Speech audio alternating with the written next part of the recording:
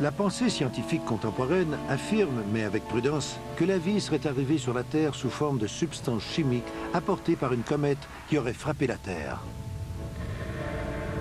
What we are trying to find out in the meteorites is to see whether there are any of these molecules related to life. There are certain molecules like the amino acids which may be described as the building blocks of life.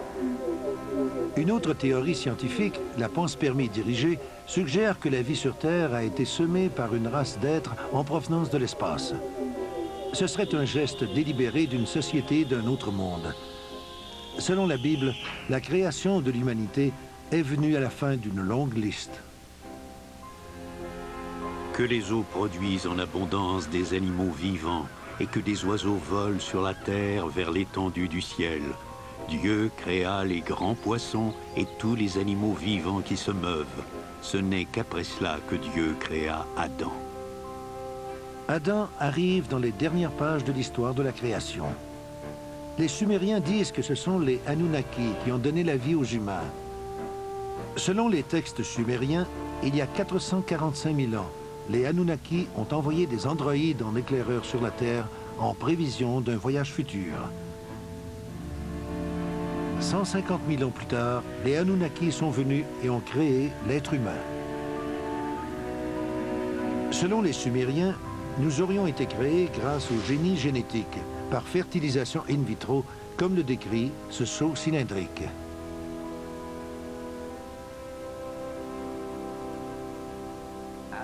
Adam a été le premier bébé éprouvette.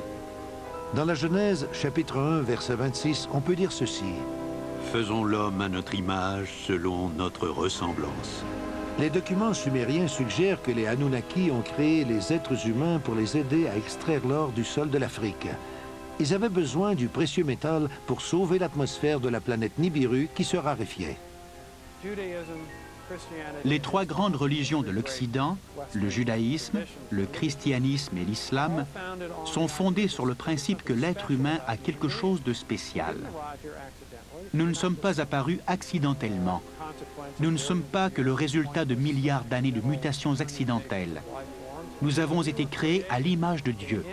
La spécificité de notre création garantit notre salut. Si des êtres très intelligents et très spirituels, en provenance d'une civilisation plus âgée, avec des technologies plus avancées, existent bel et bien et sont déjà venus ici, alors toute l'histoire de la création ne tiendrait plus. Et des milliards de personnes sur la planète seraient totalement déconcertées quant au sens de la vie. Dans l'archétype de l'histoire de la Grande Tour de Babel, on raconte que les Babyloniens veulent toutes repasser les limites établies par les Anunnaki et atteindre les dieux en construisant une plateforme de lancement. Quel était le but de leurs efforts? Selon Zecharia Sitchin, l'objectif était d'atteindre la planète Mars, où serait située la station spatiale des Anunnaki. Les tablettes sumériennes appellent la station sur la planète Mars le vaisseau des voyageurs. J'en ai déduit que les Anunnaki de Nibiru, une fois rendus à la planète Mars, montaient dans un plus petit vaisseau spatial pour atteindre les stations en orbite autour de la Terre. Ils ne venaient pas seulement tous les 3600 ans, mais beaucoup plus fréquemment. Dans leurs documents, les Mésopotamiens identifient les 12 éléments de notre système solaire avec des symboles précis. Sur cette stèle, Mars, Vénus et la Terre sont numérotés.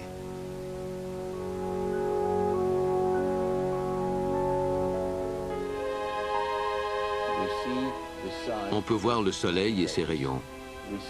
On voit 4 astres, représentés par leurs animaux de culte, un symbolisme qui est associé au zodiaque. Puis on voit la Lune et la Terre, qui est symbolisée par 7 points.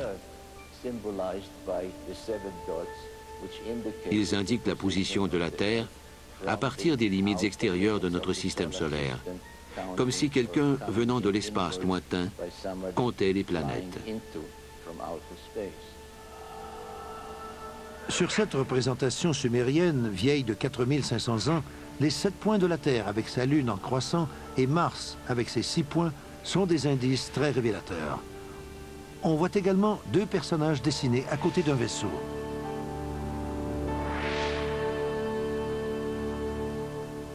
Certains chercheurs croient que la planète Mars était encore habitable il y a 10 000 ans. Une 10e planète, une race mystérieuse capable de créer génétiquement la race humaine. Il y a quelques années, la majorité d'entre nous aurait ri de ces idées. Mais avec le clonage de Dolly et toutes les percées dans le domaine du génie génétique, ces concepts semblent beaucoup moins farfelus. Des photographies troublantes alimentent les hypothèses sur les mystérieux vestiges des Anunnaki.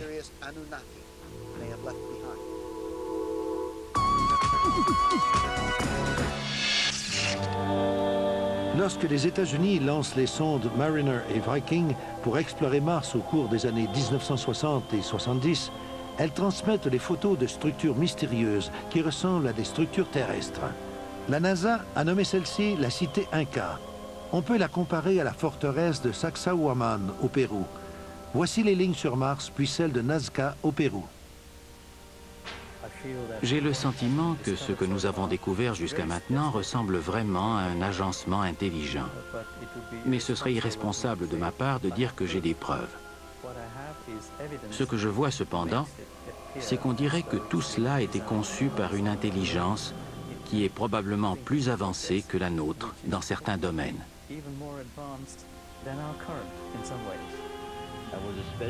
J'ai été particulièrement intéressé par le rapport des chercheurs indépendants qui ont suggéré que l'orientation de la façade et des pyramides voisines indique qu'elles ont été construites en fonction du soleil levant au moment du solstice sur Mars, il y a environ 450 000 ans. Des êtres pouvant voyager dans l'espace, il y a près d'1 demi-million d'années, auraient visité notre système solaire et auraient laissé des monuments sur la Terre et sur Mars.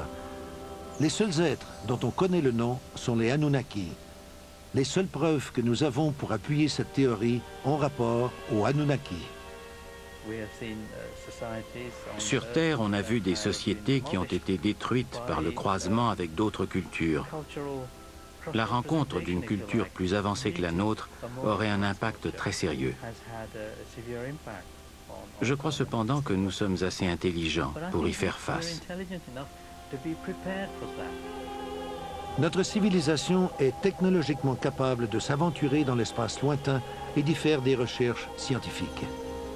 Il est difficile de nier la possibilité que les membres d'une civilisation plus avancée que la nôtre soient venus visiter notre système solaire il y a des milliers d'années. Grâce aux travaux de Zecharia Sitchin et de chercheurs comme lui, nous en savons beaucoup plus sur les anciennes cultures et sur notre passé.